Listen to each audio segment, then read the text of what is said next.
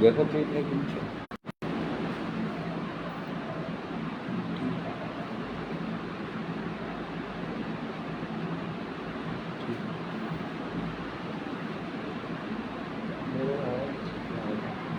देख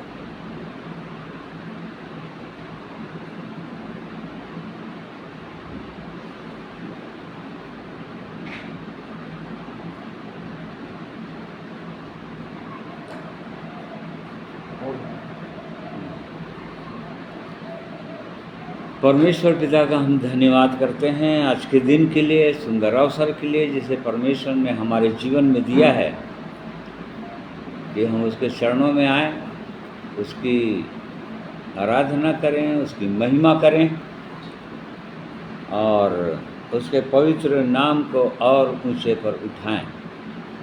और उस कारण से हम उस जीवित परमेश्वर का धन्यवाद करते हैं जिसने अब तक हमारी सहायता की है, संभाला है, रक्षा की है, पिछले दिनों संभाले और फिर से एक नया दिन हमारे जीवन में जोड़ा। हम जानते हैं उसकी कृपा, धीरज, सहनशीलता और की धन के कारण ही ये संभव होता है एक मनुष्य के लिए कि एक नए दिन को देख पाता है। और इस कारण से हमको अपने जीवित परमेश्वर की महिमा करना चाहिए, उसका धन्यवाद करना चाहिए, उसकी स्तुति करना चाहिए। और इसलिए आज के दिन को फिर से उसने दिया है और इसलिए आज के दिन में जितने प्रिय भाई बहन ऑनलाइन जुड़ रहे हैं, मैं आप सबों का धन्यवाद करता हूँ।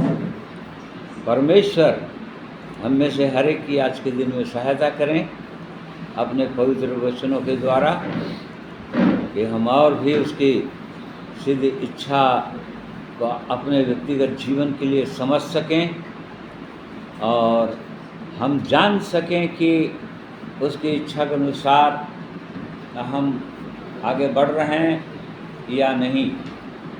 और इसलिए परमेश्वर का धन्यवाद करते हैं उसके पवित्र वचन जो हमारे पास है और इसी के द्वारा वो परमेश्वर एक मनुष्य से बातें करता है जिसमें उसने अपनी सारी योजना को प्रकट कर दिया है और पवित्र आत्मा के द्वारा वो अपने लोगों को सिखाते हैं, समझाते हैं, चिताते हैं।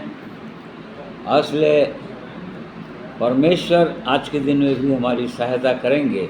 इसलिए आइए प्रार्थना करते हैं। सर्वशक्तिमान प्रेमी अनुग्रहकारी परमेश्वर पिता, हम आपका धन्यवाद करते हैं क्योंकि एकमात्र धन्यवाद, स्तुति, प्रशंसा के योग्य परमेश्वर हैं आप सारी सृष्टि के रचने वाले, बनाने वाले परमेश्वर, सर्वशक्तिमान, सर्वज्ञानी, सर्वव्यापी परमेश्वर।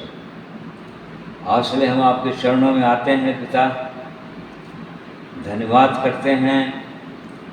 एक बार फिर से आपने हमें अवसर दिया कि आपके पवित्र वचनों के प्रकाश में बैठें और आपकी आत्मा के द्वारा प्रभु आपके वचन को सीखें जो हमारे जीवन के लिए है और आगे बढ़ें।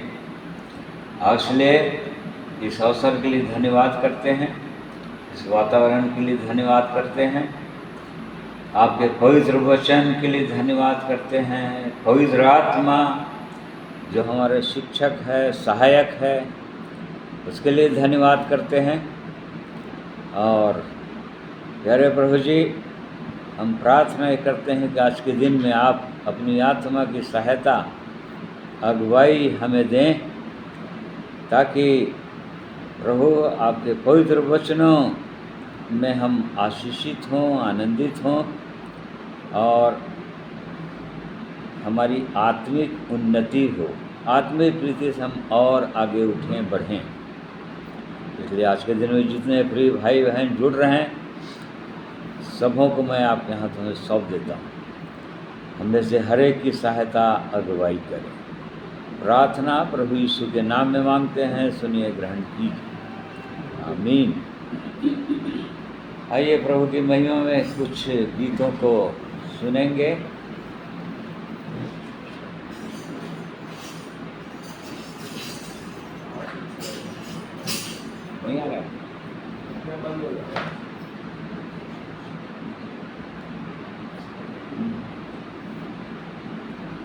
हो जाए तो बंद हो जाए।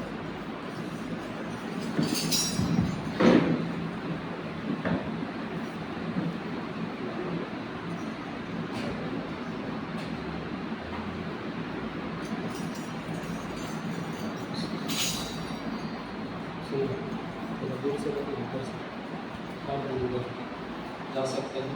ओके, और थोड़ा दूर ऐसे करें 2-3 दिन और गाना चाहते हैं तो आ सकते हैं।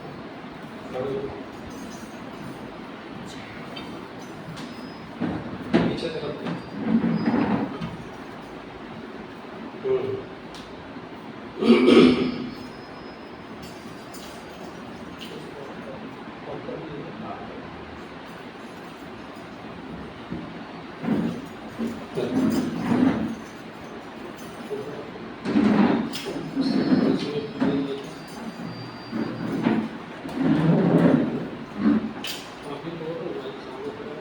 और उसका थोड़ा हमिंग आ रहा है, देखो इस तरह से करते हैं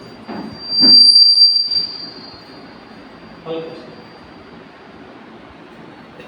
hello hello hello hello.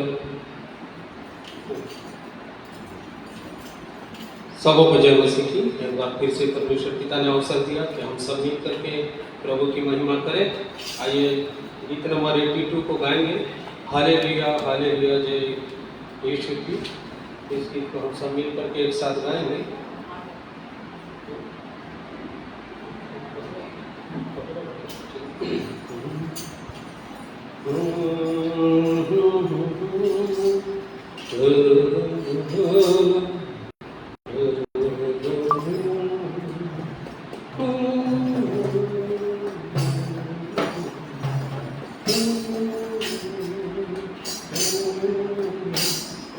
Hallelujah hallelujah जय यीशु की।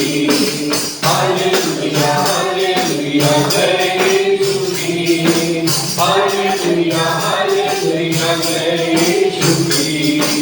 हालेलुया हालेलुया जय यीशु की। प्रभु का राजा प्रभु का प्रभु सामर्थ्य सबसे महान। राजाओं का राजा प्रभुओं का प्रभु सामर्थ्य सबसे महान। महिमा महिमा हो यीशु की। महिमा महिमा हो यीशु की। महिमा महिमा हो यीशु की। महिमा महिमा हो यीशु की। हालेलुया हालेलुया जय यीशु की। हालेलुया हालेलुया जय यीशु की। हालेलुया हालेलुया जय यीशु की। हालेलुया हालेलुया जय यीशु की। देवी अनोखा शांति का राजा करुणा का सागर। देवी अनोखा शांति का राजा करुणा का सागर। महिमा महिमा हो यीशु की। महिमा महिमा हो यीशु की। महिमा महिमा हो यीशु की। महिमा महिमा हो यीशु की। हालेलुया हालेलुया जय यीशु की। हालेलुया हालेलुया जय यीशु की।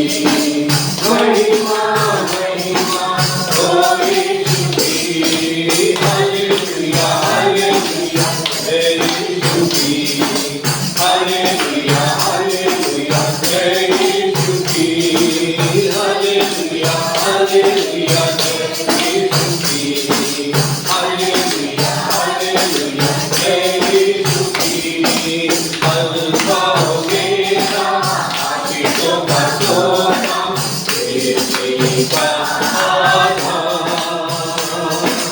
अल्फा ओमेगा आशिकों का सोना तेरे का आधार महिमा महिमा हो यीशु की महिमा महिमा हो यीशु की महिमा महिमा हो यीशु की महिमा महिमा हो यीशु की हालेलुया हालेलुया जय यीशु की हालेलुया हालेलुया जय यीशु की हालेलुया हालेलुया जय यीशु की हालेलुया हालेलुया जय यीशु की प्रभु को महिमा मिले सब बातों में। आइए और एक गीत प्रभु की महिमा में गाएंगे गीत नंबर 179 जैसे हरिणी नदी के जल के लिए।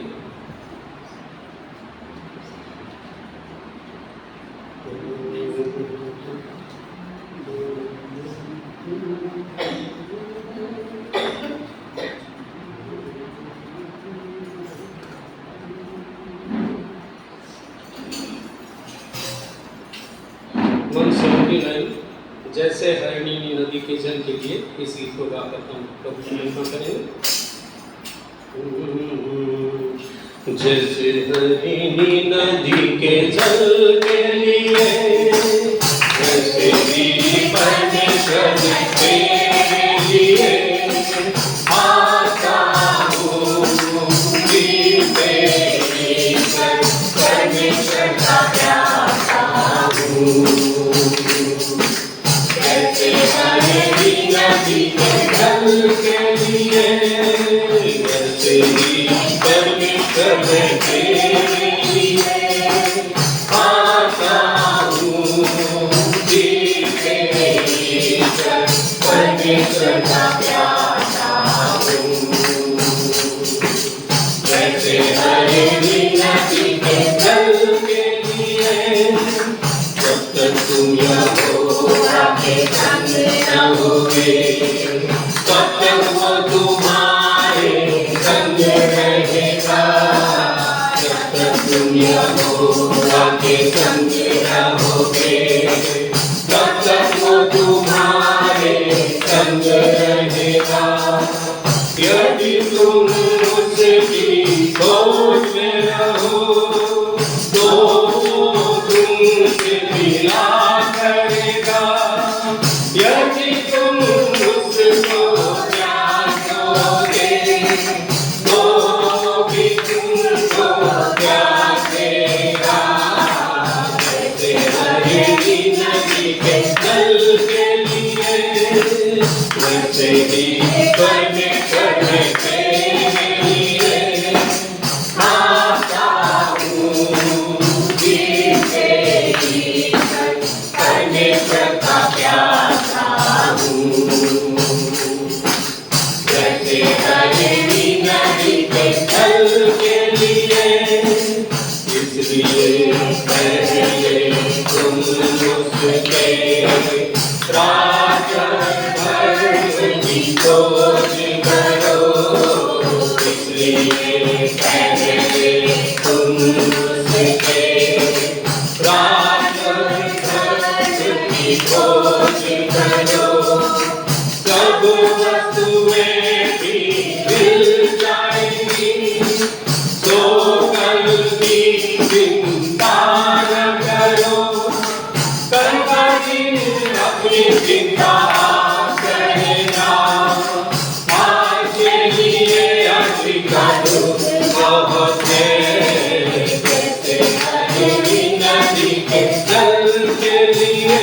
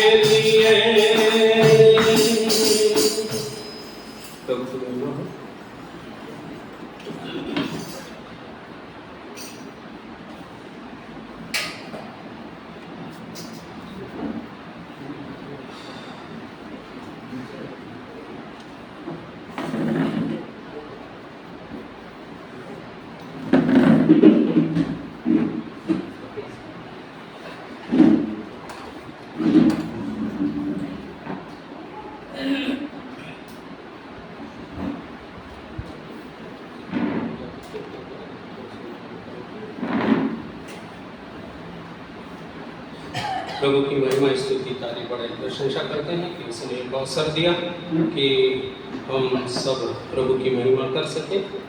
और जैसे वचन में लिखा है परमेश्वर के कि उसने अपने बड़े नाम से भी अधिक महत्व परमेश्वर अपने वचन को दिया है। और इसीलिए प्रभु की महिमा में हम लोग एक गीत सुनेंगे वचन के भाग में जाने के पहले। सचमुच में उसका वचन अद्भुत है, महान है और अनमोल है। आइए प्रभु की महिमा में हम लोग इस गीत को सुनेंगे, उसके बाद वचन के भाग में जाएंगे।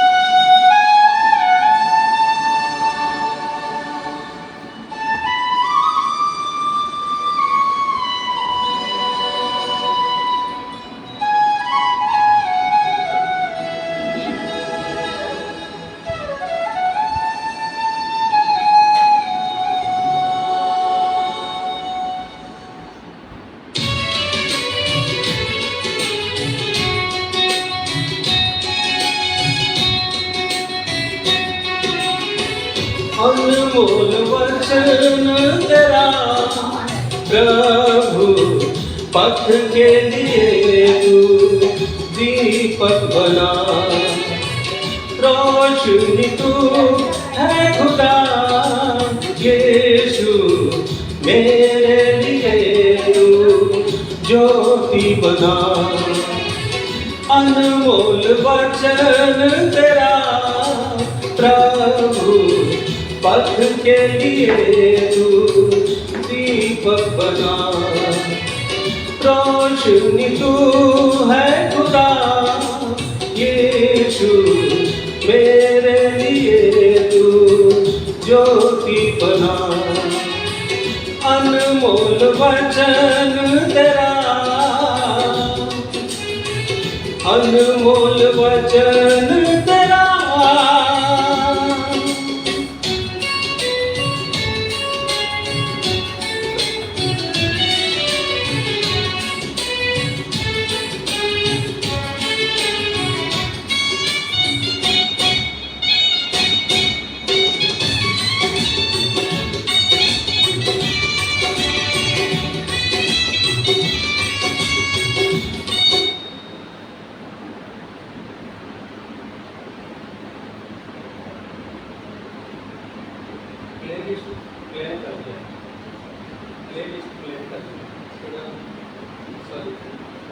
क्षमा करेंगे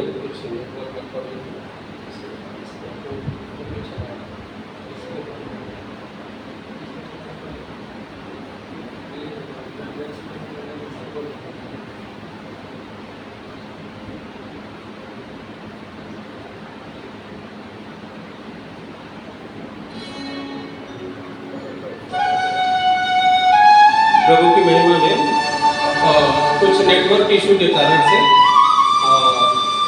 फिर से शुरू करना पड़ेगा इस प्रभु की महिमा के गीत को, ताकि आप सब लोग इस प्रभु के वचनों को अपने जीवन में और भी उतार के उसके अनुसार जीने की कोशिश करेंगे, हृदय में बसाएंगे। थोड़ा सा बढ़ा के।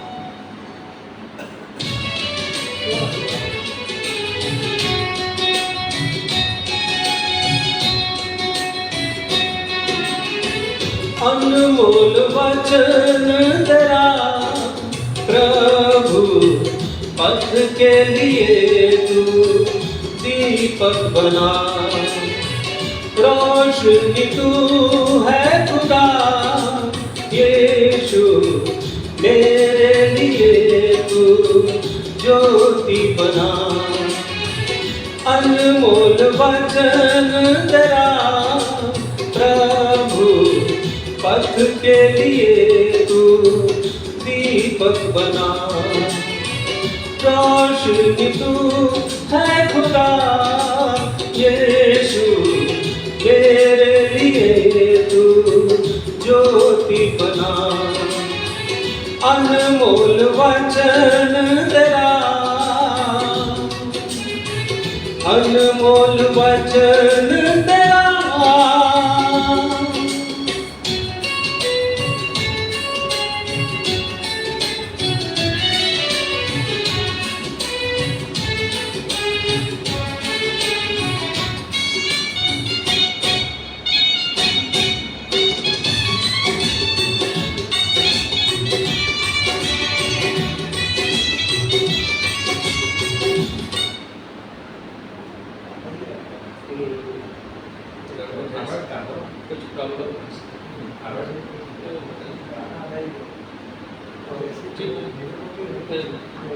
दूसरा ही कर लेते हैं समस्या।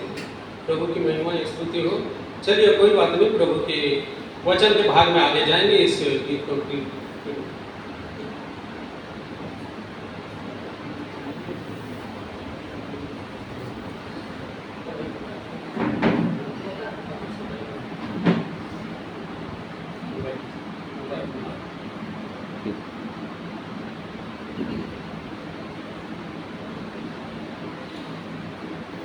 तो परमेश्वर का हम धन्यवाद करते हैं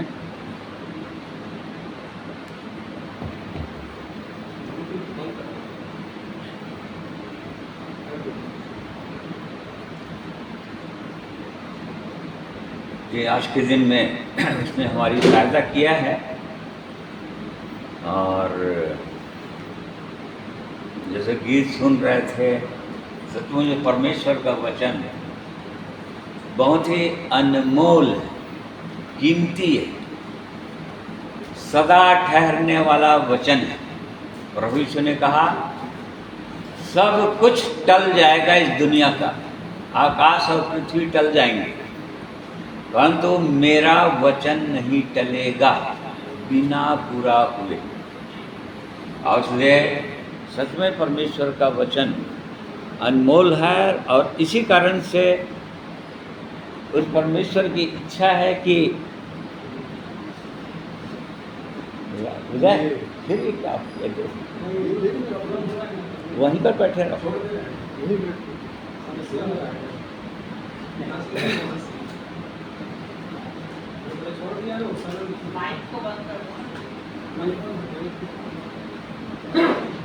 या तो माइक को रखो, यहाँ माइक रखो, माइक को यहाँ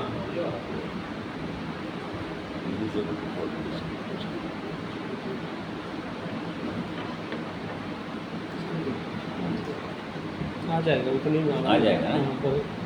साउंड को थोड़ा बढ़ा देंगे। तो उस परमेश्वर की इच्छा है कि जो भी उसका वचन अटल है, अनमोल है, और अपने वचन के अनुसार ही परमेश्वर एक व्यक्ति का न्याय भी करने वाला है। क्योंकि प्रकाशित वाक्य 19 अध्याय में हम पढ़ते हैं कि जो न्यायी होगा, लहू से छिड़का हुआ वस्त्र पहना हुआ, उसका नाम वचन होगा। और इसी कारण से उस परमेश्वर ने जो वचन हमको दिया है, अनमोल वचन, वो चाहते हैं कि इन वचनों को हम बहुत ही गंभीरता से लें उसको कहीं पर भी किसी भी वचन को हल्के में ना ले, गंभीर होकर इन वचनों के प्रकाश में अपने जीवन को देखें, जांचें, क्योंकि परमेश्वर हमारे विचारों के अनुसार नहीं चलता, हमको उसके विचारों के अनुसार चलना है।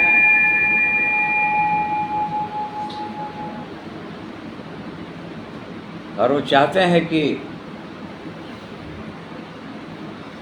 हम परमेश्वर के विचारों को उसके वचन के द्वारा जानें, उसके वचन में हम समझें। इसलिए आज के दिन में एक वचन को हम मनन करेंगे जो पाया जाता है यूहन्ना की दूसरी पत्री, उसका एक अध्याय ही है, उसमें 1 से 3 पद तक। दूसरा यूहन्ना उसका पहला अध्याय, उसका 1 से 3 पद तक। मुझे प्राचीन की ओर से उस चुनी हुई महिला और उसके बच्चों के नाम, जिनसे मैं सच्चा प्रेम रखता हूँ, और केवल मैं ही नहीं वरन वे सब भी प्रेम रखते हैं जो सत्य को जानते हैं। वह सत्य जो हम में स्थिर रहता है और सर्वदा हमारे साथ अटल रहेगा। हाँ, चौथा पद भी पढ़ लीजिए। हाँ, उसी का चौथा पद। मैं बहुत ही आनंदित हुआ कि मैंने तेरे कुछ बच्चों को उस आज्ञा के अनुसार जो हमें पिता की ओर से मिली थी सत्य पर चलते हुए पाया। हाँ, इसको तीसरी पत्री का भी वो तीसरा पद हम देखते हैं। परमेश्वर पिता और पिता के पुत्र। तीसरी पत्री का उसी बाजू में उसका तीसरा पद। क्योंकि जब भाइयों ने आकर तेरे उस सत्य की गवाही दी जिस पर तू सचमुच चलता है, तो मैं बहुत ही आनंदित हुआ। हाँ, और आगे। मुझे इससे बढ़कर और कोई आनंद नहीं कि मैं सुनूं कि मेरे बच्चे सत्य पर चलते हैं। हाँ, यहाँ पर ये पत्री है यूहन्ना का, जो प्रभु यीशु के प्रिय शिष्य थे, प्रेरित थे, और जिनको परमेश्वर ने स्वर्ग ले जाकर पूरी सब चीज़ को दिखाया अंतिम समयों के विषय में, और जो सबसे अधिक उम्र तक जीवित भी रहे और बड़े अनुभवों से वो परमेश्वर ने उनको गुजारा। और इस कारण से वो यहाँ पर 2 जने को, एक चुनी हुई महिला या बहन और उनके बच्चों के विषय में लिखा है, और तीसरी पत्री में गयुस नाम का कोई भाई होगा, उसके विषय में लिखा है कि उनसे वो प्रसन्न हूँ, बोले बहुत मैं प्रसन्न हूँ। क्यों? क्योंकि मैं तुमसे सच्चा प्रेम रखता हूँ, और मैं ही नहीं रखता, जितने लोग भी सत्य को जानते हैं और सत्य में स्थिर रहते हैं और सर्वदा हमारे साथ अटल रहेगा, वह सत्य जो हम में स्थिर रहता है और सर्वदा हमारे साथ अटल रहेगा। इसमें जब चलते हुए वो देखते हैं अपने प्रिय लोगों को, जिनको मेरे बच्चे वो बोल रहा है, अर्थात उनके द्वारा वो जीवन पाए होंगे, लोग आशीषित हुए होंगे और उनको सत्य में चलते हुए देखकर आनंदित हो रहे हैं। और ये सच है कि आज भी वो परमेश्वर जो हमारे स्वर्गीय पिता हैं, वो भी जब अपने बच्चों को सत्य में चलते हुए देखते हैं, वचन के अनुसार जब चलते हुए देखते हैं, तो वो परमेश्वर आनंदित हो जाते हैं, आनंदित होते हैं। और इस कारण से आज के दिन में हमको भी जांचने की आवश्यकता है कि क्योंकि जो लोग सत्य को जानेंगे वो लोग आपस में प्रेम करेंगे ही। यहाँ पर लिखा है मैं प्रेम करता हूँ, और वो लोग भी प्रेम करेंगे जो लोग सत्य को जानते हैं और सत्य में स्थिर रहते हैं, जो सर्वदा बना भी रहेगा उनके जीवन में। तो इस कारण से आज के दिन में हम सबों को भी जांचने की आवश्यकता है कि क्या हम सत्य को जानते हैं। वो सत्य बहुत सारे लोग नहीं जानते। जब प्रभु यीशु न्याय सिंहासन पर खड़े हुए थे पिलातुस के सामने, तो जब सत्य की मैं गवाही देने के लिए आया बोले, तो पिलातुस ने कहा था कि सत्य क्या है। इसका मतलब वो जानते नहीं थे। ऐसे ही आज बहुत सारे लोग दुनिया के सत्य को नहीं जानते। सत्य की बात करते हैं परंतु उसको जानते नहीं। परंतु उस परमेश्वर की इच्छा है कि हम सत्य को जानें, क्योंकि यही अनंत जीवन है। उसने कहा प्रभु यीशु ने, यूहन्ना 17 और 3 पद में हम इसमें पाते हैं अनंत जीवन की परिभाषा है यहाँ पर। और अनंत जीवन यह है कि वे तुझ एकमात्र सच्चे परमेश्वर को और यीशु मसीह को जिसे तूने भेजा है जाने। हाँ, वो उसको जाने, और परमेश्वर को, प्रभु यीशु को, क्योंकि प्रभु यीशु ही सत्य है। इस बात को हम जानते हैं। प्रभु यीशु ने स्वयं कहा, हाँ, यूहन्ना 14 उसका 6 पद में, यीशु ने उनसे कहा, मार्ग और सत्य और जीवन में ही हूँ, बिना मेरे द्वारा कोई पिता के पास पहुँच नहीं सकता। देखो, स्वयं प्रभु यीशु ने कहा कि सत्य मैं हूँ और बिना मार्ग भी मैं हूँ।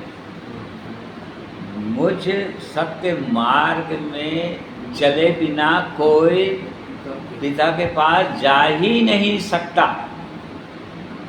आज बहुत सारे लोग और अन्य कई मार्गों के द्वारा जाने की कोशिश कर रहे हैं और चाहते हैं कि उस मार्ग से जाएं, वैसी शिक्षाएं भी दे रहे हैं, परंतु उनमें से कोई नहीं जा सकता, क्योंकि प्रभु यीशु ने साफ साफ कह दिया। उसको जानना जरूरी है।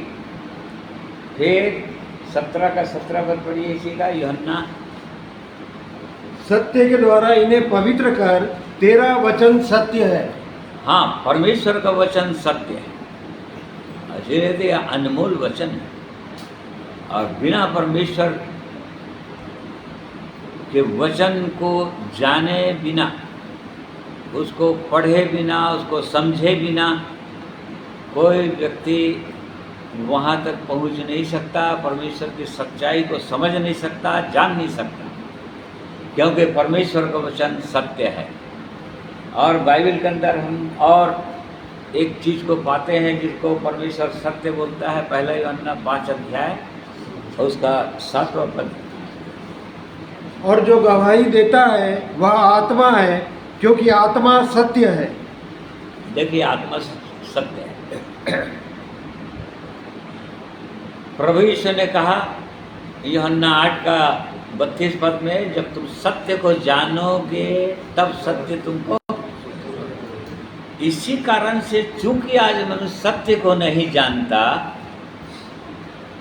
अर्थात उस परमेश्वर को नहीं जानता जो सत्य है, प्रभु यीशु को नहीं जानता, पवित्र आत्मा को नहीं जानता, इसी कारण से सारा संसार दुष्ट के वश में पड़ा हुआ है। आज लोग पापों के बंधन में जकड़े हुए हैं, पापों के जीवन जी रहे हैं, अशांत जीवन जी रहे हैं, क्योंकि सत्य को नहीं जानते, उस परमेश्वर को नहीं जानते। परंतु जो लोग जानना चाहते हैं और जानने के लिए आगे बढ़ते हैं, वो अंत में सत्य को जान जाते हैं, और तब सत्य उनको स्वतंत्र करता है। स्वतंत्रता की बात जब बोल रहे थे प्रभु यीशु यहूदियों से, जो लोग प्रभु यीशु की बातों पर विश्वास करने लगे थे, और तब उन्होंने कहा कि हम तो कभी गुलाम नहीं हुए किसी के, और तब प्रभु यीशु ने साफ साफ उनको बोल दिया, जो लोग पाप करते हैं वो लोग पाप के गुलाम हैं या पाप के दास हैं।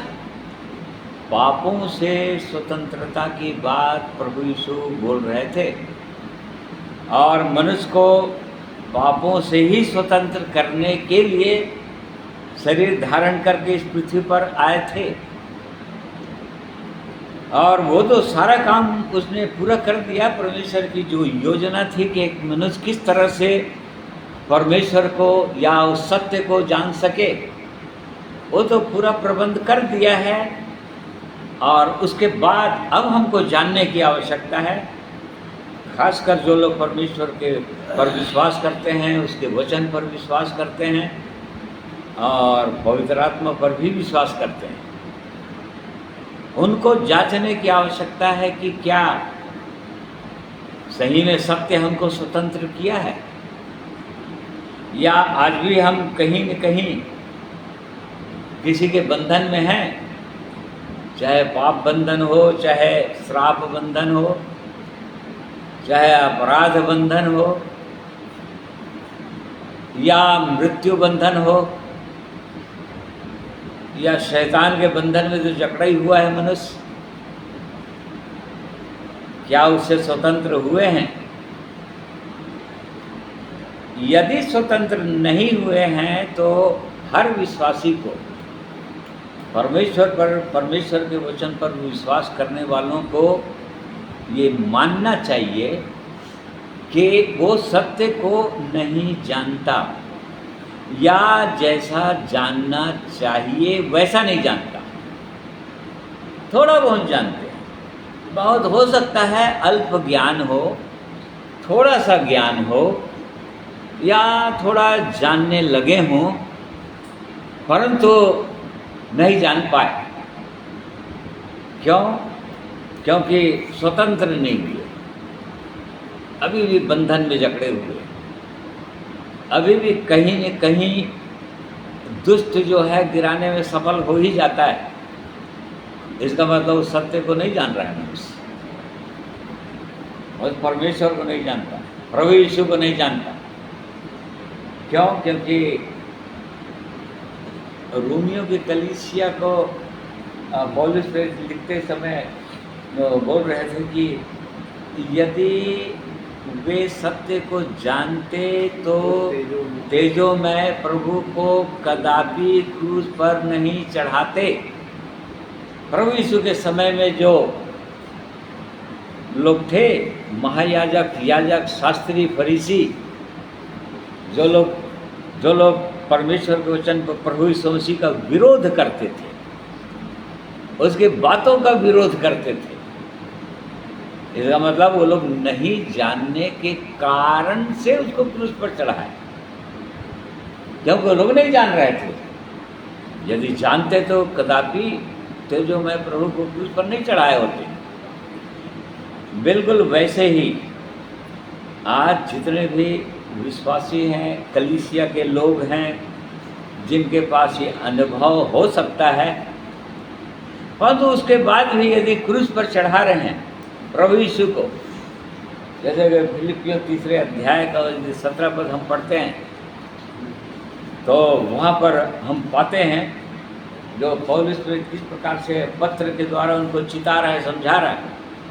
हे भाइयों, तुम सब मिलकर मेरी सी चाल चलो और उन्हें पहचान रखो जो इस रीति पर चलते हैं, जिसका उदाहरण तुम हम में पाते हो। हाँ देखो, चूंकि पौलुस सत्य पर चलता था, वो वचन के अनुसार चलता था, पूरी रीति से पवित्र आत्मा की अगुवाई में परमेश्वर की आवाज़ को सुनकर वो चलता था, और इसी कारण से वो बोल रहा है कि मेरी सी चाल चलो और उन्हें भी पहचानो जो लोग चलते हैं।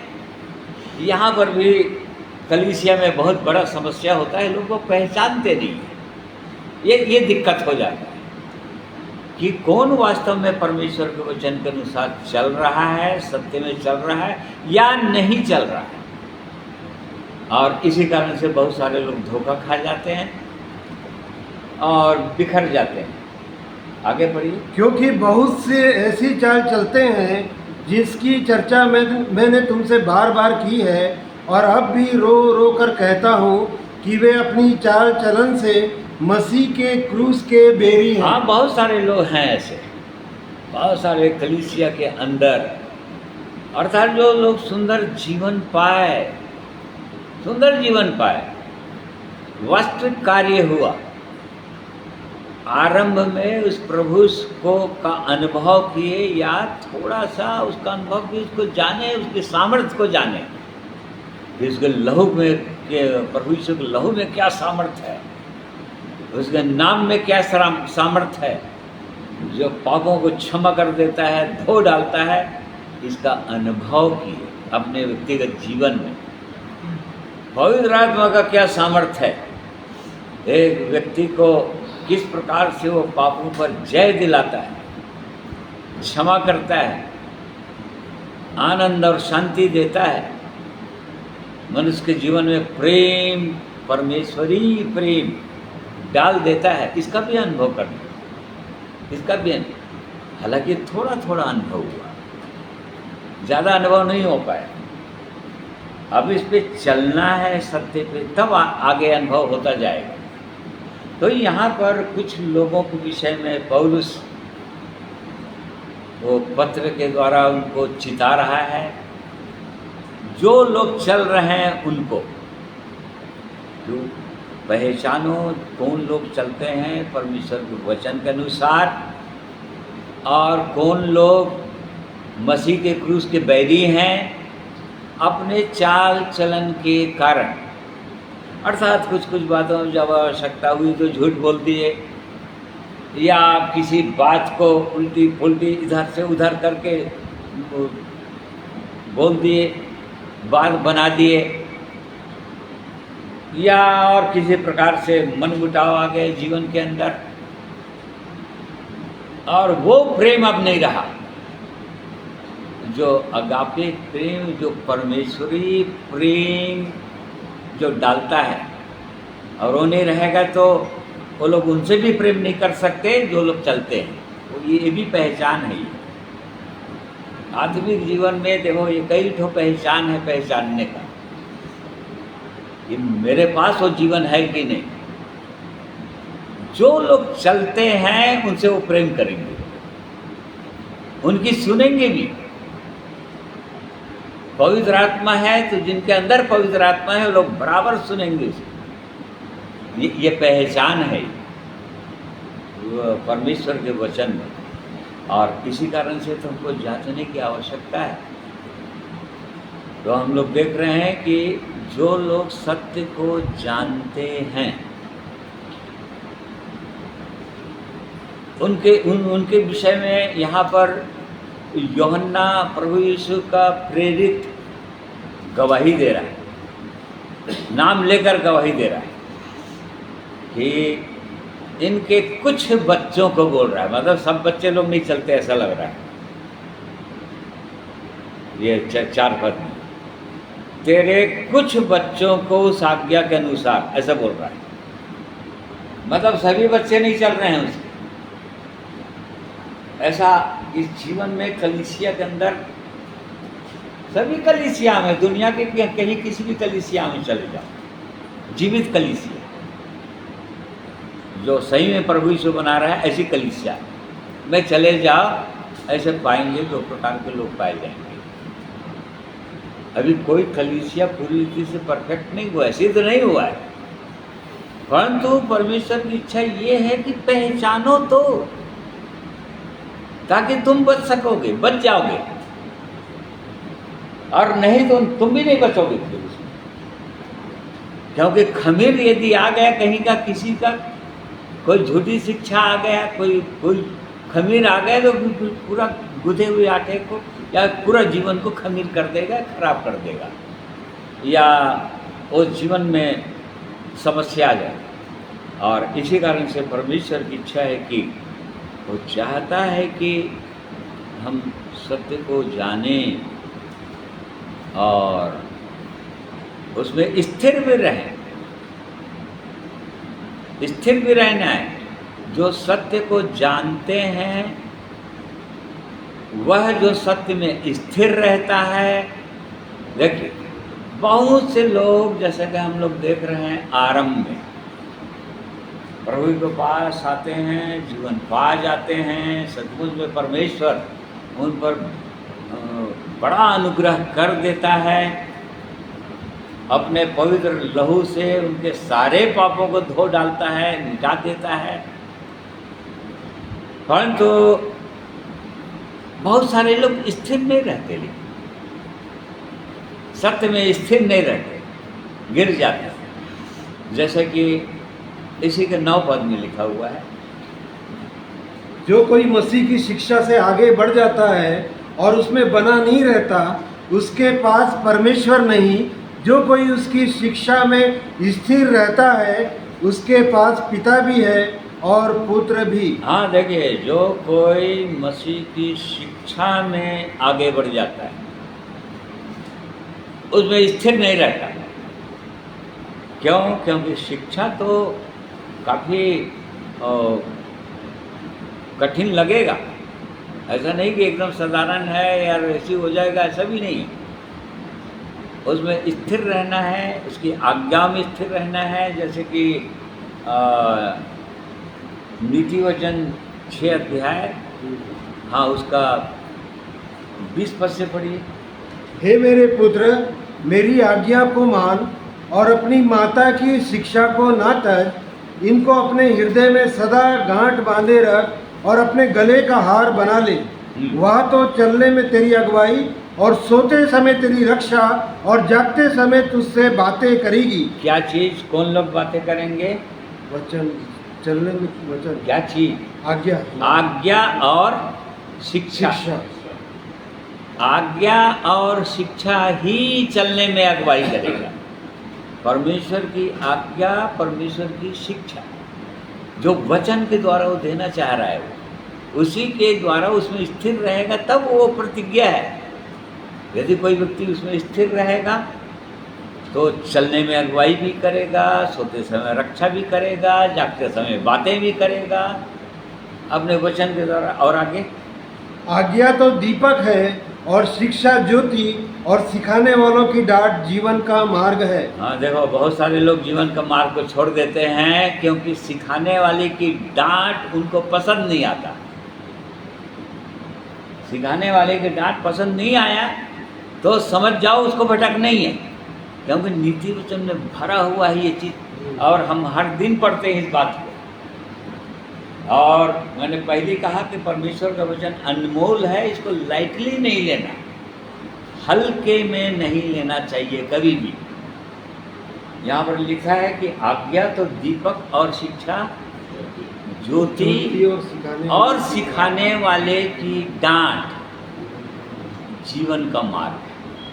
देखो, जो परमेश्वर के वचन से शिक्षा दे रहा है, पवित्र आत्मा की अगुवाई में शिक्षा दे रहा है, मतलब बोलने वाले तुम नहीं होगे, पवित्र आत्मा बोलेगा। यदि पवित्र आत्मा की अगुवाई में कोई शिक्षा दे रहा है, डांट रहा है, तो जो लोग डांट को मान लिए, वो क्या बोल रहा है? वो क्या चीज़ है? वो जीवन का मार्ग। आज्ञा तो दीपक, शिक्षा ज्योति और सिखाने वाले की डांट।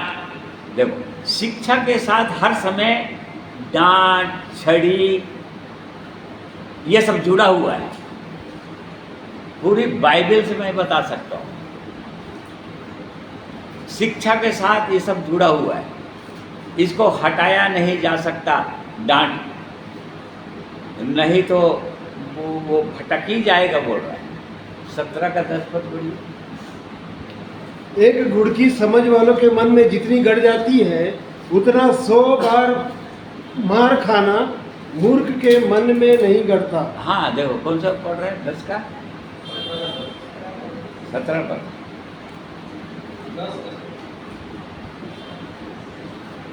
13 का हाँ, 10 का 17 पद पढ़िए।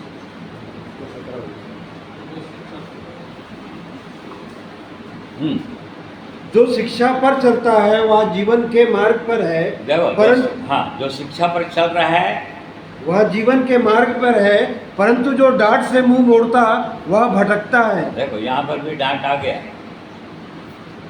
जो शिक्षा पर चल रहा है वही जीवन के मार्ग में। और जो डांट से बैर रखा, समझ जाओ वो भटक गया। मतलब जीवन का मार्ग जो ऊपर की ओर जा रहा है उससे वो हट गया, किसी दूसरे मार्ग में आ गया है, जीवन का मार्ग हट गया उससे। ऐसे बहुत सारे लोग हैं। इसीलिए तो प्रभु यीशु ने कहा बहुत थोड़े लोग जाएंगे। जब किसी ने पूछा तो हे प्रभु स्वर्ग जाने वाले कितने हैं? प्रभु यीशु ने कहा थोड़े लोग। या थोड़े लोग, बहुत ज़्यादा थोड़े लोग। क्योंकि बहुत सारे लोग शिक्षा में स्थिर नहीं रहेंगे, डांट से बैर रखेंगे और मुंह मोड़ देंगे, जीवन के मार्ग से हट जाएंगे। क्योंकि जो शिक्षा में बना रहता है वो जीवन का मार्ग में बना हुआ है। तो 15 अध्याय उसका 5वां पद ही पढ़िए। मूढ़ अपने पिता की शिक्षा का तिरस्कार करता है, परंतु जो डांट को मानता है वह चतुर हो जाता है। देखिए, मूर्ख व्यक्ति बोल रहा है,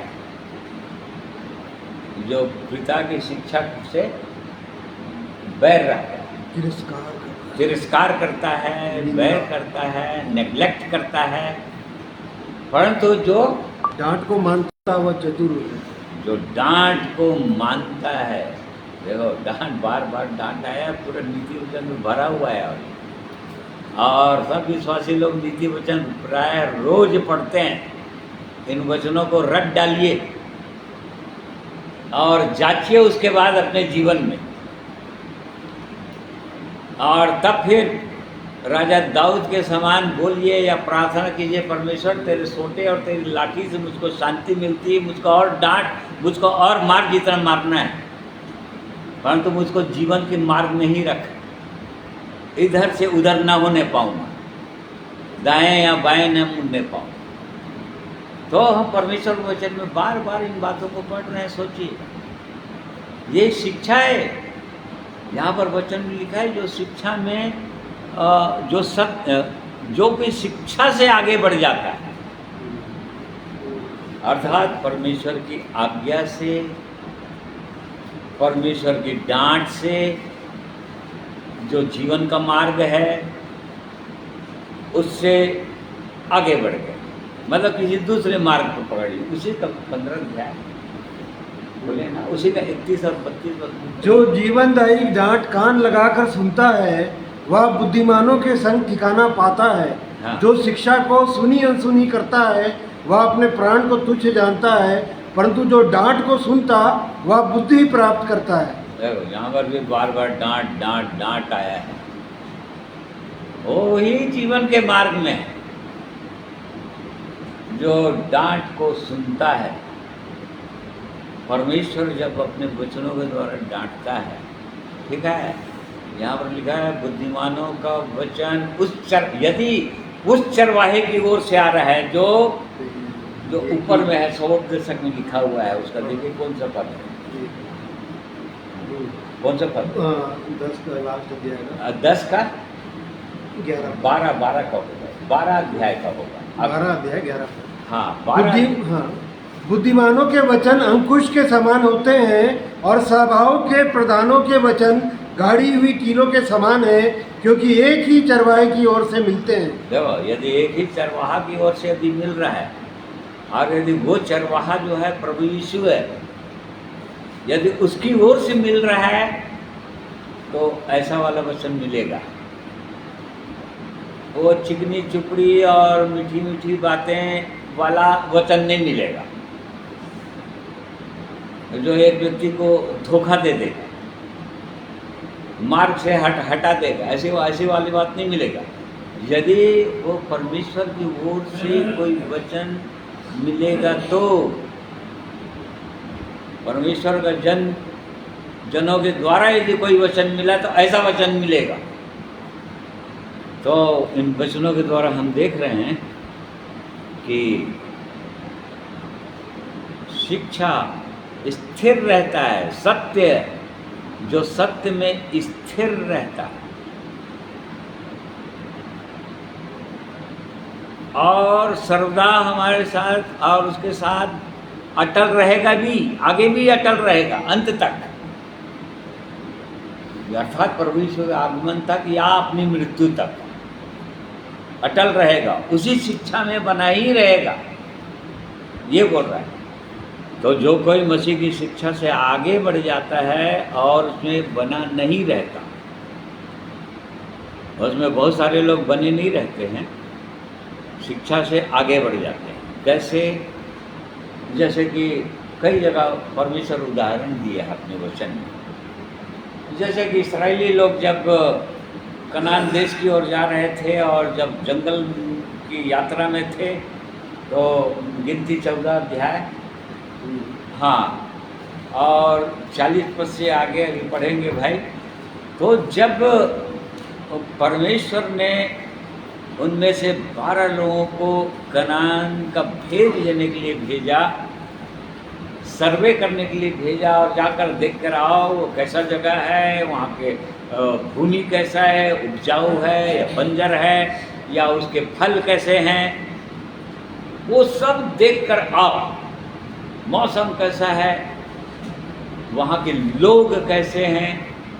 और तब हम पूरे 13 और 14 अध्याय में गिनती के पाते हैं कि 12 लोगों में से केवल 2 लोग बड़े सच्चाई के साथ रिपोर्ट तो लोग भी सही दी, परंतु वो लोग और भीड़ को, लोगों को, उनका हियाव को तोड़ डाले। अनाकवंशी रहते हैं वहाँ पर, राक्षस जैसे लोग रहते हैं, और हम लोग तो उनके सामने, तो हम अपनी दृष्टि में तो हम खुद टिड्डी जैसे दिख रहे थे उनके सामने में, और उनके दृष्टि में भी हम टिड्डी देख रहे थे, टिड्डी जैसे हम लग रहे थे। ऐसा कर करके हियाव को तोड़ दिए थे, और इस कारण से मूसा पर उस समय के लोग गुड़गुड़ाने और गुड़गुड़ाने लग गए थे, यहाँ तक कि पत्थर उठा लिए थे उसके लिए, मारने के लिए। और तब परमेश्वर ने मूसा द्वारा उनको समझाया, चिताया, और 2 लोग उनको समझाए, तो बहुत सारे लोग माने, बहुत सारे लोग माने हम गलत कर रहे थे, हम पाप भी कर रहे थे। हाँ, अब भाई पढ़ रहे हैं 40 पद से आगे। हाँ, 14। वे सवेरे उठकर यह कहते हुए पहाड़ की चोटी पर चढ़ने लगे कि हमने पाप किया है, परंतु अब तैयार हैं और उस स्थान को जाएंगे जिसके विषय यहोवा ने वचन दिया था।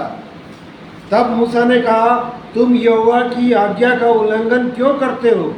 यह सफल ना होगा।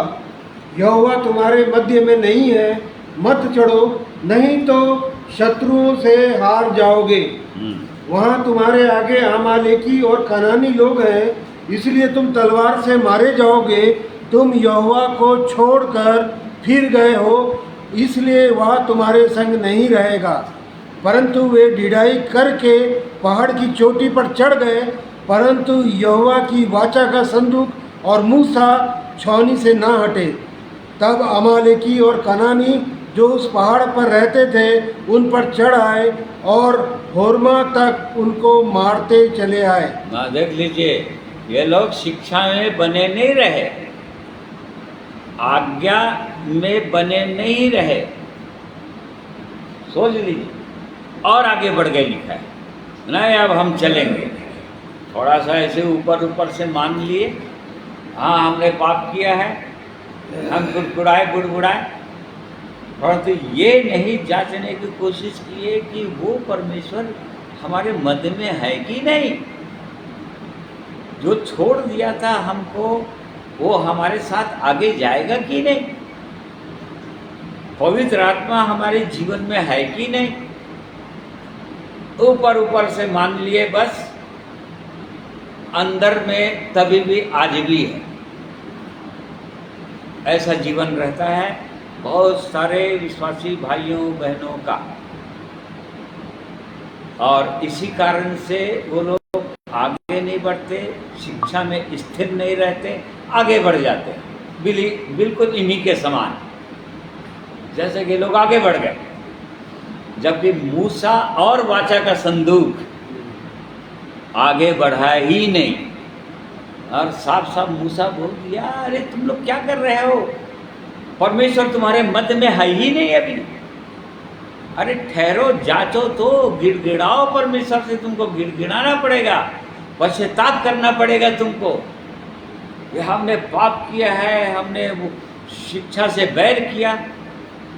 और जब परमेश्वर तुम्हारे मध्य में आ जाएगा, तुमको आभास हो जाएगा कहाँ परमेश्वर हमारे साथ है, और तभी आगे बढ़ना, नहीं तो मार खाओगे। इसी कारण से बहुत सारे लोग आज मार खाते रहते हैं, छोटी छोटी बातों में, झूठ में, लालच में, क्रोध में, ईर्ष्या में, घमंड में, अहंकार में, छोटी छोटी बातों में बुरा मानने में, और शैतान उनको परास्त करते ही रहता है। वो सोच रहे हैं कि हम आगे बढ़ जाएंगे। कनानी और अमालेकी मारते मारते कितने हजारों को मार डाले, गए, आगे नहीं बढ़ेंगे, बढ़ ही नहीं सकता मनुष्य। क्योंकि जो परमेश्वर की जो शिक्षा है, उसने कह दिया आगे नहीं बढ़ना। क्योंकि मूसा इस बात को जानता था, इसलिए परमेश्वर ने विनती किया था, मैं एक कदम आगे नहीं बढ़ूंगा यदि तू मेरे साथ नहीं जाएगा। परमेश्वर वो जानता था इस बात को, और इस बात को हर विश्वासी को जानना और समझना चाहिए, और नहीं तो आगे बढ़ेगा। और एक उदाहरण देख लेते हैं, जो शिक्षा में स्थिर नहीं रहे और आगे बढ़ गए, और उसके बाद मार खाए। क्यों? क्योंकि उनके साथ न तो पिता होगा न तो पुत्र होगा, ये भी बोल दिया। मतलब उनके साथ पिता ही नहीं रहेगा, उनके साथ पुत्र ही नहीं रहेगा, प्रभु यीशु रहेगा ही। जाओ जहाँ जाना है, जो काम करना है करो। शिक्षा में स्थिर नहीं है, उसके बाद चले जा रहे हैं, तो नहीं रहेगा। यहोशू 7 अध्याय उसका 10वां पद पढ़िए।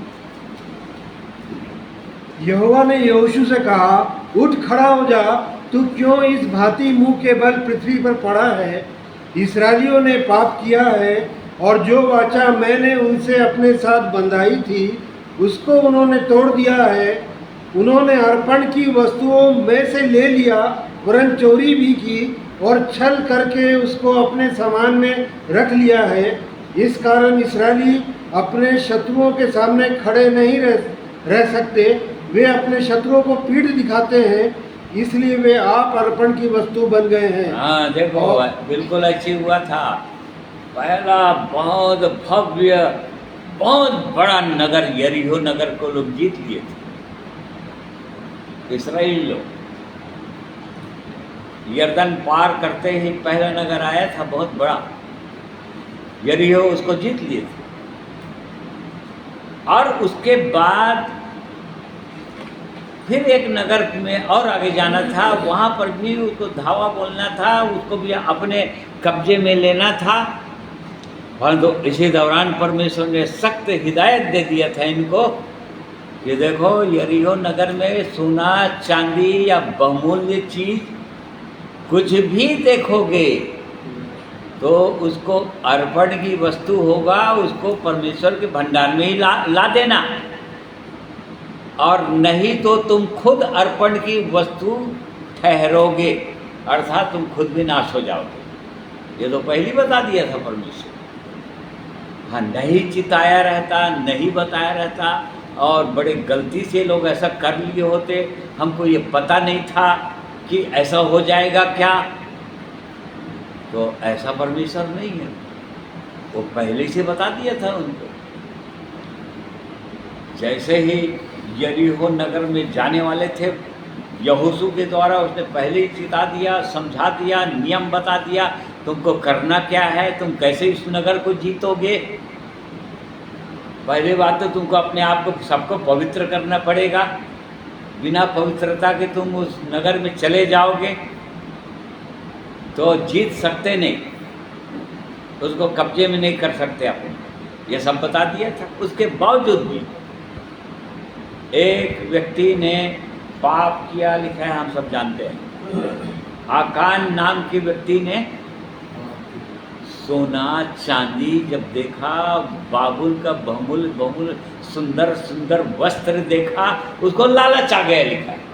और उसके बाद अपने भूमि में, अपने टेंट में जाकर भूमि में गड़ा दिया। अब उसके बाद लेकिन सब के सब फिर से यरियो नगर के बाद अरे इतना बड़ा नगर तो हम जीत लिए, वो यह नगर है क्या, बिल्कुल छोटा सा नगर, उसको तो जीत ही लेंगे। वो लोग आगे चले गए और हम वचन में पाते हैं वहाँ के लोग मारते मारते मारते कहाँ तक लाए, भगा और हजारों लोग मर गए। इधर यहोशू प्रार्थना कर रहा है, घुटने के बल गिरा हुआ है परमेश्वर के सामने, परमेश्वर ये क्या हो गया, हे प्रभु हमको शक्ति दे, हमको बल दे। ओ परमेश्वर क्या शक्ति और बल देगा, उसने कहा इस तरह से उठो, ऐसे प्रार्थना करने से काम नहीं चलेगा। देखो कि किसने पाप किया है, कौन पाप किया है, किसने आज्ञा नहीं माना, कौन वचन की शिक्षा पर स्थिर नहीं रहा, उसको देखो। और तब फिर आकान और उसके पूरे परिवार के लोग मारे गए, पथरवाह किए गए और स्मारक बना दिया गया। तो यहाँ पर हम देखते हैं कि वचन में लिखा है जो कोई मसीह की शिक्षा से आगे बढ़ जाता है और उसमें बना नहीं रहता, उसके पास परमेश्वर नहीं, और जो कोई उसकी शिक्षा में स्थिर रहता है उसके पास पिता भी है और पुत्र भी, तो उसके साथ रहेगा ही नहीं, वो परमेश्वर साथ में जाएगा ही नहीं, पवित्र आत्मा उसकी अगुवाई करेगा ही नहीं, क्योंकि पवित्र आत्मा को शोकित कर दिए, बुझा दिए। जब तक वो गिड़गिड़ाएंगे नहीं, स्वीकार नहीं करेंगे या उस पाप को नाश नहीं करेंगे, तो यहाँ पर वो लोग नाश कर दिए उस पाप को, चोरी को, लालच को, छल को, छल किया था ना उसके बाद भी उसने, इसको जब तक वो लोग नाश नहीं किए, परमेश्वर की सेना इस्राएली लोग आगे नहीं बढ़े, आगे नहीं बढ़ पाए। परंतु जैसे ही नाश हुआ तब उसके बाद आगे बढ़े और नगरों को जीतते चले गए और इस प्रकार से कनान देश में प्रवेश किया, मतलब कब्जे में लाए, अपने कब्जे में। तो हम देख रहे हैं प्रभु यीशु ने भी यही शिक्षा दिया, मत्ती 5 अध्याय उसका 23 पद।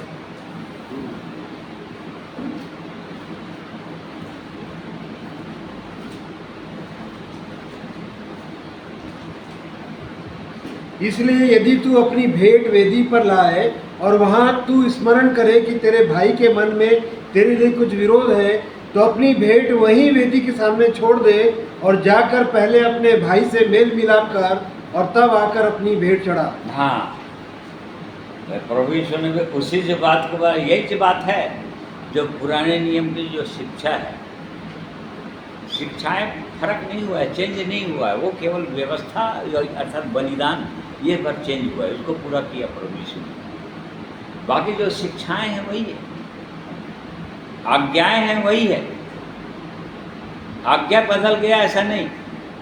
हाँ, 10 आज्ञा को प्रभु यीशु ने 2 आज्ञा में कन्वर्ट कर दिया,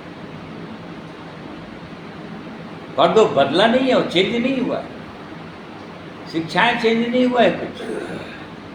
तो यहाँ पर प्रभु यीशु ने कहा यदि किसी के प्रति तेरा कुछ विरोध है तो जा अपने भाई से पहले मेल मिलाप कर, तू उसके चरणों में आ रहा है, प्रार्थना करने के लिए आ रहा है, या कुछ मांगने के लिए आ रहा है, या भेंट चढ़ाने के लिए आ रहा है, या आराधना करने के लिए आ रहा है, कुछ चीज तेरा स्वीकार नहीं होगा, पहले यहीं पर रखते। प्रभु यीशु ने कहा जाकर अपने भाई से मेल मिलाप कर, अर्थात जो भी गड़बड़ हुआ है उसको स्वीकार कर, मान, क्षमा मांग, क्षमा कर, प्रभु यीशु से धुल,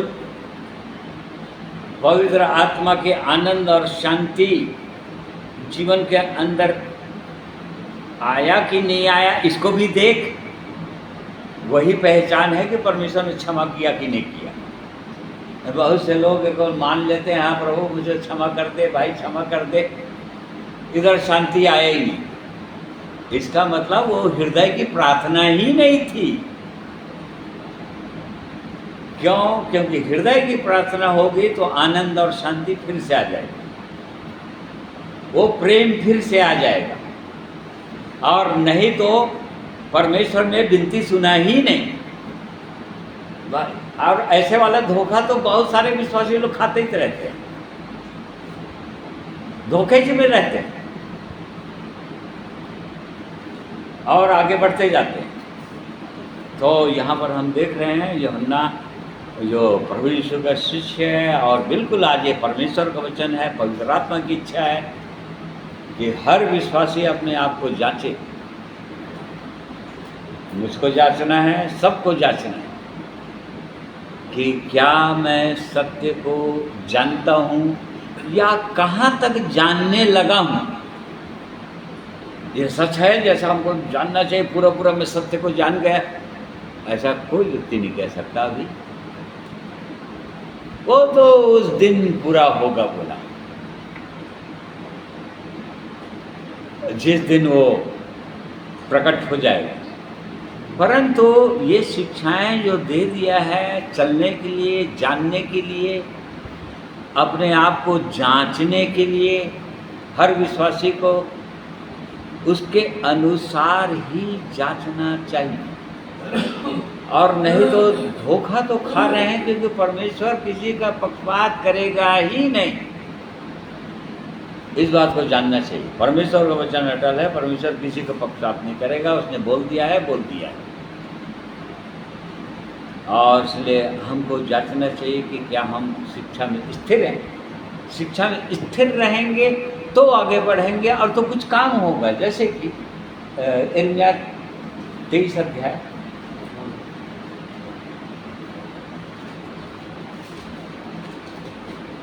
उसका 21 और 22 पद पढ़ा होगा।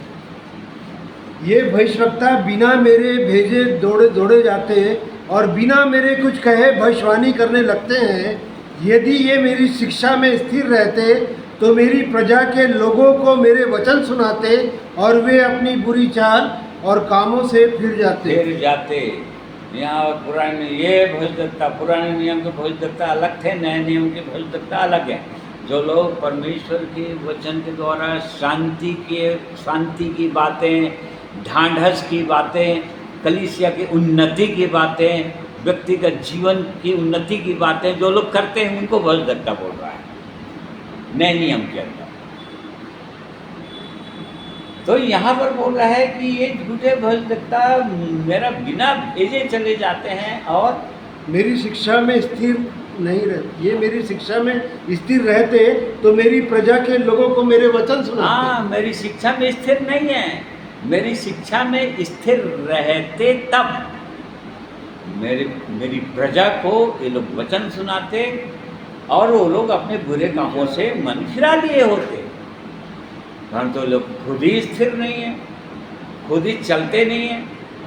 इसीलिए बहुत सारे ऐसे झूठे भविष्यवक्ताओं को प्रभु यीशु न्याय के दिन बोलने वाला है ना, हम जानते हैं। जो मत्ती 7 उसका 21 और 22 पद में लिखा हुआ है। तो जो लोग उस दिन कहेंगे प्रभु तेरे नाम से मैंने ऐसा किया, दुष्ट आत्माओं को निकाला और बड़े बड़े आश्चर्य के काम किए, बड़े पहाड़ों को हटा दिया, बहुत मुर्दों को भी जिला दिया, ऐसा बहुत ज़्यादा वो उस दिन डिंग मारते रहेंगे। और तब प्रभु यीशु को साफ साफ बोल देगा कि मैं तुमको, तब मैं उनसे खुलकर कह दूंगा मैंने तुमको कभी नहीं जाना, हे कुकर्म करने वालों मेरे पास से चले जाओ। क्यों ऐसा बोलेगा? कारण क्या है? 21 पर पढ़ लीजिए। जो मुझसे हे प्रभु कहता है उनमें से हर एक स्वर्ग के राज्य में प्रवेश ना करेगा, परंतु वही जो मेरे स्वर्गीय पिता की इच्छा पर चलता है। इसका मतलब ये लोग स्वर्गीय पिता की इच्छा पर तो चले नहीं, उसके वचन के अनुसार जीवन तो जिए नहीं, बस आगे बढ़ते चले गए, आगे बढ़ते चले जाए। अपने जीवन की चौकसी उन्होंने नहीं किया, वचन के अनुसार कर रहे हैं, नहीं कर रहे हैं। इसमें परमेश्वर की इच्छा क्या है, इच्छा है कि नहीं है, ये तो उन्होंने सोचा नहीं, बस आगे बढ़ते चले गए। यहाँ पर लिखा है यदि वो लोग मेरी शिक्षा में स्थिर रहकर मेरी प्रजा को वचन सुनाते तब बहुत सारे लोग जीवन पाते। इस बात को राजा दाऊद जानता था। भजन 51। हाँ देखिए कौन सा पद, 10 से आगे पढ़ो।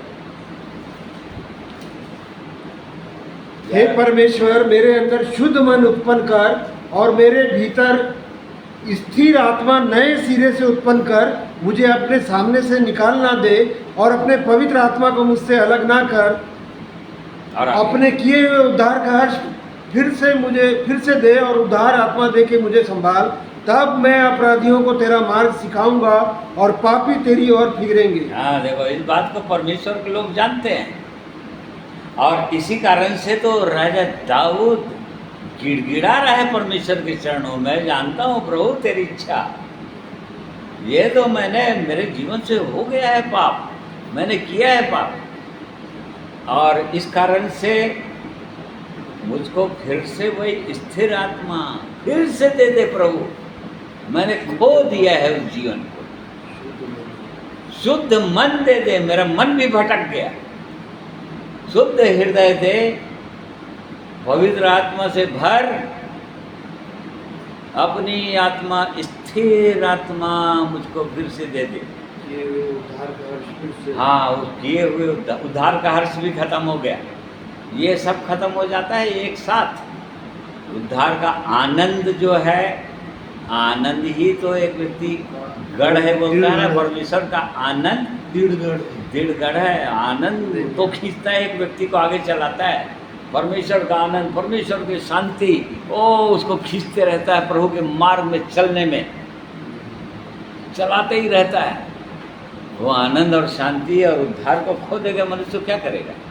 तो परमेश्वर के लोगों को जानना चाहिए इसी प्रकार से कि मुझको फिर दे परमेश्वर, तब मैं अपराधियों को तेरा मार्ग बताऊंगा, और तब फिर और पापी तेरी ओर फिरेंगे। पापी तेरी ओर तब फिरेंगे। ऐसे ही पाप में रहते हुए, टाल मटोल करते हुए आगे बढ़ जाऊंगा, किसी को वचन बताना शुरू कर दूंगा, कुछ होना जाना नहीं है उससे, कुछ भी होना जाना नहीं। परमेश्वर बोलेगा और फिर दुष्ट बोलेगा, भजन संहिता 50 के अनुसार, उसका देखो 17 पद। तू तो शिक्षा से बैर करता और मेरे वचनों को तुच्छ जानता है। जब तूने चोर की, किसको बोल रहा है? 16 पद। परंतु दुष्ट से परमेश्वर कहता है, तुझे मेरी विधियों का वर्णन करने से क्या काम? तू मेरी वाचा का चर्चा क्यों करता है? तू तो शिक्षा से बैर करता। बस, वो तो खुद शिक्षा से बैर करता है, और तू मेरे वचन को, मेरे मार्ग बताने के लिए तुझको किसने कहा? पहले तू खुद मार्ग में आ जा, खुद पवित्र आत्मा से भर, उस सुंदर जीवन को ले, खुद पश्चातापी हृदय रख, खुद जिससे तेरा अनबर या किसी प्रकार से कुछ गड़बड़ हुआ है उसको ठीक कर, मेल मिलाप कर, और तब शिक्षा देना दूसरे को, तब मेरा मार्ग बताना, और नहीं तो और आगे उसके लिए खतरा लिखा। तो परमेश्वर का वचन आज के दिन में जो हम देख रहे हैं, ये बड़ा अद्भुत वचन है। एक वचन और पढ़ लीजिए, प्रकाशित वाक्य 3:3।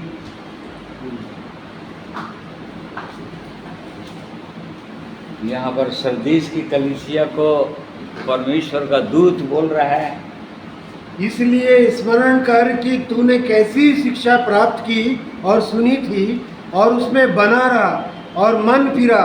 यदि तू जागृत ना रहेगा तो मैं चोर के समान आ जाऊंगा, और तू कदापि ना जान सकेगा कि मैं किस घड़ी तुझ पर आ पड़ूंगा। हाँ, इसलिए बोल रहा है स्मरण कर, इनको बोल रहा है, इस कलीसिया को बोल रहा है स्मरण कर कि तूने कैसी शिक्षा सुनी थी, शिक्षा प्राप्त की और सुनी थी। कैसी शिक्षा प्राप्त की थी और सुनी थी? अपने आरंभ के दिनों को जांच, जब सुंदर अनुभव हो गया था जीवन के अंदर, वो क्या आनंद और शांति थी जीवन में, क्या सुंदर गवाही था जीवन के अंदर। किसको बता डालें, किसको परमेश्वर का प्रेम की चर्चा करें, परमेश्वर की महानता को बताएं। स्मरण कर कि कैसी तूने शिक्षा प्राप्त की थी, सुनी थी और मन फिरा, उसमें बना रहे हो, उसमें बना रहा और मन- उसमें आ जा, उसी शिक्षा में फिर से आ जा। कहाँ आगे बढ़ गया है बहुत ज़्यादा, इधर उधर की बातें, नाना प्रकार के उपदेशकों की बातों को सुन सुनकर मार्ग से भटक गए हो। और तब फिर वो पिता भी रहेगा, पुत्र भी रहेगा, और तब वो परमेश्वर एक विश्वासी के जीवन से आनंदित रहेगा और आगे बढ़ाता ही चला जाएगा, और परमेश्वर के लोग भी उनसे आनंदित रहेंगे, खुश रहेंगे। तो ये परमेश्वर का पवित्र वचन है, जो ये परमेश्वर की इच्छा यही है कि हम भी अपने आप को जांचें कि वास्तव में क्या हम चल रहे हैं सत्य में, परमेश्वर की आज्ञा के अनुसार उसकी शिक्षाओं को क्या हम पकड़े हुए हैं या छोड़ दिए। किस लिए छोड़ता है? डांट के कारण। बहुत सारे लोग डांट पड़ती है तो डांट के कारण छोड़ देते हैं, फिर शिक्षा देने वाले से इनकार करना शुरू करते हैं, मुंह मोड़ना शुरू कर देते हैं, और तब फिर भटकाव उनके जीवन में आने लग जाता है, और बहुत सारे लोग भटक जाते हैं, बहुत सारे लोग भटक गए, बहुत सारे लोग भटक गए, बहुत सारे लोग गिर गए, बहुत सारे लोग नाश हो गए, बहुत सारे लोग इस दुनिया से चले गए। क्यों? क्योंकि शिक्षा में स्थिर नहीं रहे। यहाँ पर परमेश्वर 3 चीज़ में जांचना है। क्या मैं सत्य को जानता हूँ, अर्थात उस परमेश्वर को, प्रभु यीशु को व्यक्तिगत रीति से? क्या वो प्रभु यीशु मुझको जानता है? क्या मैं वचन को जानता हूँ जैसा वचन कहता है? क्या वैसा वचन को मैं समझ रहा हूँ, या अपने विचारधारा से, अपनी समझ के अनुसार कैसे भी तोड़ मरोड़ करके उस वचन को अपने विनाश के लिए मैं समझ जाता हूँ और वैसे करने लग जाता हूँ? क्या उस शिक्षा में मैं स्थिर हूँ सत्य में? अभी यदि स्थिर भी है तो परमेश्वर वचन पौलुस ने कहा कुरिन्थियों कलीसिया में, जो समझता है कि स्थिर है वो चौकस रहे कि गिर ना पड़े। मतलब जो स्थिर हैं या जो सही चल रहे हैं उनको भी चौकसी से प्रतिदिन जांचने की आवश्यकता है, चौकस रहने की आवश्यकता है कि कभी भी गिर सकता है। संभावनाएं बहुत अधिक है गिरने की, बहुत ही अधिक है गिरने की संभावनाएं, इसलिए स्थिर रहने की, चौकस रहने की बहुत ज़रूरत है। तो जो स्थिर रहता है, जो सत्य को जानता है, जो उसमें स्थिर रहता है, और वह सत्य को जो हम में स्थिर रहता है और सर्वदा हमारे साथ अटल रहेगा, ये निश्चयता आगे भी पौलुस ने कभी नहीं कहा या कभी नहीं सोचा कि पता नहीं अभी तो स्थिर हूँ, आगे जब राजाओं के सामने जो खड़ा होना पड़ेगा मुझको, तब वहाँ पर स्थिर रहूँगा कि नहीं रहूँगा, ऐसा नहीं सोच रहा था। परंतु क्या सोच रहा था? वो सोच रहा था कि और वो सत्य मुझ में मेरे साथ अटल भी रहेगा, चाहे जीवित रहूं या मर जाऊं, ऐसी निश्चयता थी उसमें। और सिर्फ दाएं या बाएं मुझको मुड़ना ही नहीं है, वो भी उसके पास निश्चयता थी। कलीसिया के सामने, एल्डर्स लोगों के सामने उसने कहा था, एफेसस के कलीसिया के, उनको चिताया था। वृद्धों काम 20 अध्याय, उसका नहीं, कौन सा अध्याय? हाँ,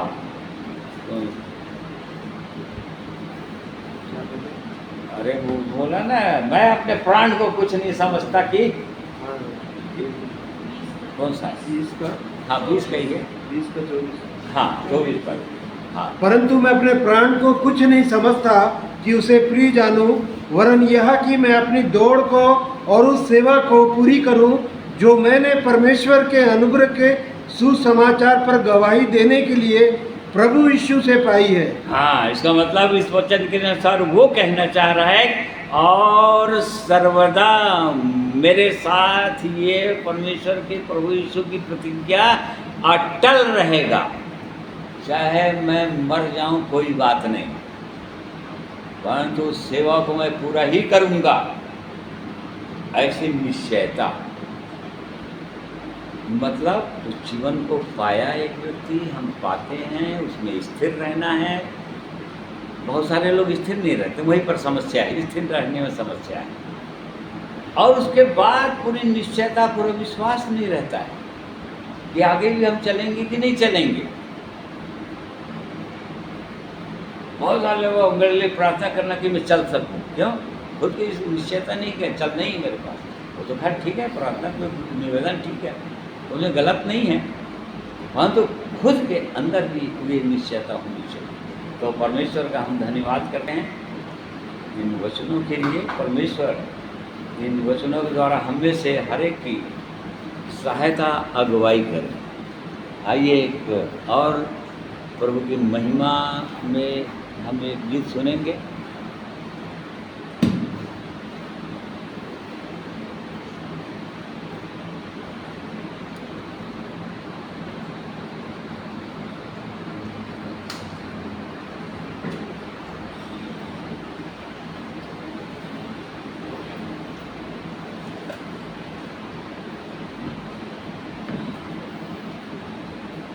आप सबको जय मसीह की। मैं भी परमेश्वर पिता की महिमा के लिए गीत गाऊंगा।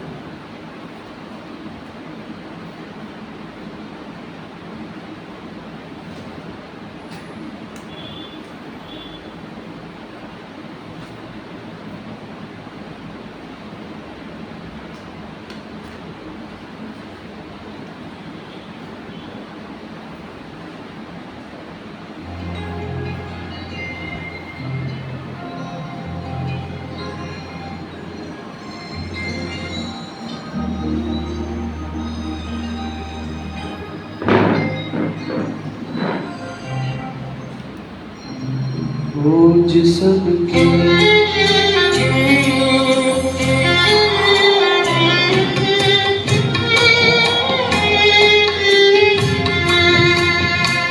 बोझ सबके गुनाह का उठाकर वो लिए जा रहा है। बोझ सबके गुनाह का उठाकर वो लिए जा रहा है।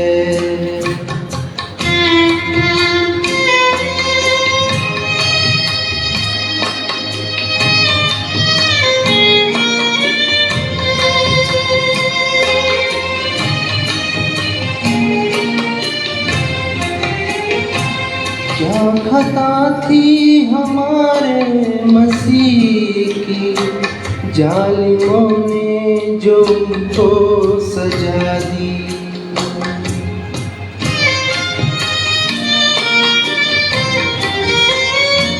क्या खता थी हमारे मसीह की, जालिमों ने जो उनको सजा दी। रोक दी उसके हाथों में कीले, फिर भी यीशु ने उनको दुआ दी। रोक दी उसके हाथों में कीले, फिर भी यीशु ने उनको दुआ दी। बोझ सबके गुनाह का उठाकर वो लिए जा रहा है।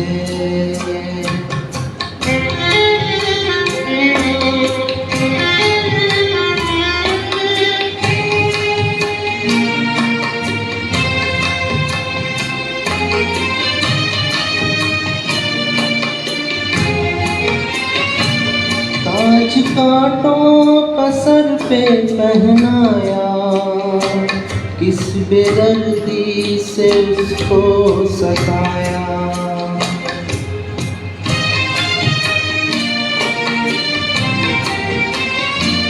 ताज कांटों का सर पे पहनाया, किस बेदर्दी से उसको सताया। कैसे घिर जाता था यीशु, क्यों खून उसका बहाया।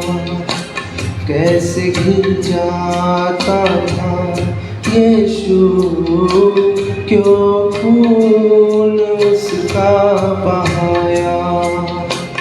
बोझ सबके गुनाह का उठाकर वो लिए जा रहा है।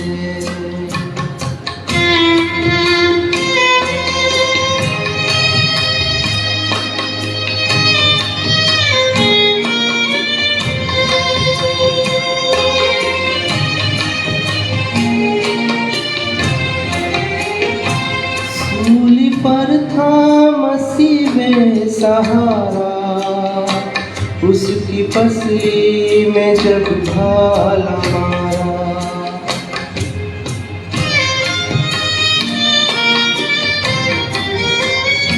सूली पर था मसीह में सहारा, उसकी पसली में जब भाला मारा। वो चली थी लहू की जो धारा, है उसी में सभी का कफारा।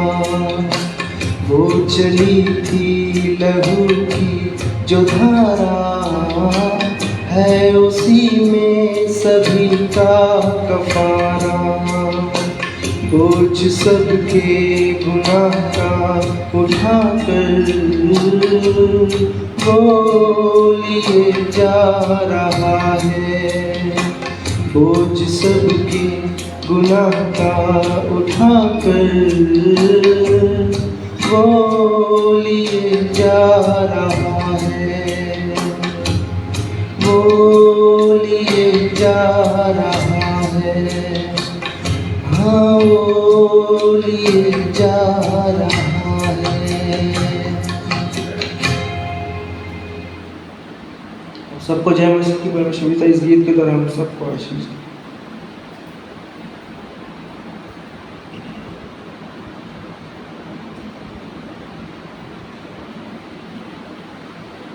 परमेश्वर का धन्यवाद करते हैं, प्रभु यीशु का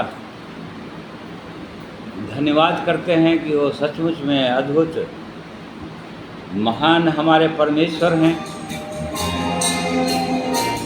उसने उपाय किया है हमारे लिए, मनुष्य जाति के लिए, और इस कारण से मार्ग उसने बता दिया और उसने कहा इसी पर चलना, ना तो उस पर उसमें से दाएं मुड़ना और न ही बाएं। और इसलिए परमेश्वर का हम धन्यवाद करते हैं आज के दिन में अपने पवित्र वचन के द्वारा हमारी सहायता किया परमेश्वर कि हम अपने आप को जांच सके, देख सके, और भी हमको जांचने की आवश्यकता है और मन फिराने की आवश्यकता है। यदि मन फिराने की ज़रूरत है तो प्रभु के चरणों में दीन होने की आवश्यकता है। और इसलिए हम में से हर एक की सहायता अगुवाई करे। आइए प्रार्थना करें। प्रेमी परमेश्वर पिता, हम आपका धन्यवाद करते हैं। आप हमारे जीवित परमेश्वर हैं, सर्वशक्तिमान परमेश्वर। आप अपने लोगों से प्रेम करते हैं और आपने कहा पिता जिनसे प्रेम करता है उनको छड़ी लगाता है, उनको और डांटता है, ताकि उसकी पवित्रता के भागीदार हो जाएं। और इसलिए प्रभु परमेश्वर आपके पवित्र वचन के लिए हम धन्यवाद करते हैं, जिसके द्वारा आज के दिन में हम जांच पाए प्रभु कि हम कौन से मार्ग में हम स्थिर हैं, कि जो शिक्षा हमने पाई आरंभ में जिसके द्वारा उद्धार पाया, क्या उसी शिक्षा में हम बने हुए हैं या कहीं दाएं या बाएं तो नहीं मुड़ गए, या और कई प्रकार के वो वचन या कड़वी बीज या खमीर झूठी शिक्षाएं तो नहीं आ गई। प्यारे प्रभु, हम में से हर एक की सहायता अगुवाई, हर एक को मैं अपने हाथों में सौंप देता हूँ। पवित्र आत्मा परमेश्वर, मैं आपका धन्यवाद करता हूँ, आपने वचन बोलने में, सुनने में, जांचने में सहायता किया है,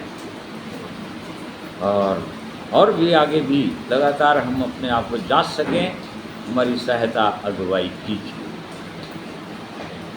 धन्यवाद के साथ इस प्रार्थना को प्रभु यीशु के नाम में मांगते हैं, सुनिए, ग्रहण कीजिए, आमीन। प्रिय भाइयों बहनों, आप सबों को मैं धन्यवाद करता हूँ जितने आज के दिन में परमेश्वर के वचन को ऑनलाइन जुड़कर सुने हैं। परमेश्वर आप सबों को और बहुतायत से आशीषित करें और इस आत्मिक जीवन में ऊपर उठाएं। और इसलिए आप सबों को मैं धन्यवाद करता हूँ। आप सबों को जय मसीह।